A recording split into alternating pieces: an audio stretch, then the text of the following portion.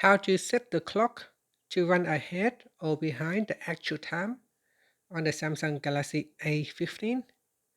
First, tap on the home button to return back to the home screen. Then swipe down at the top and tap on the settings icon. Next, in the settings page, we scroll down and then tap on General, Management. In here, tap on Date and Time. And then tap on Automatic Date and Time and make sure the toggle button is switched off. After that, we can go down and tap on Set Time. Now in here, you can change the time so that you can have your clock run ahead or behind time. So make the changes as necessary and then tap on Done. And after that, tap on the back key or tap on the home button to go back to the home screen.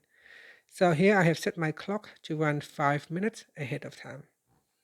And if I go back in here and turn on automatic time and date, you can see that the actual time is 2:46. There it is. And that's it. Thank you for watching this video. Please like and subscribe to my channel for more videos.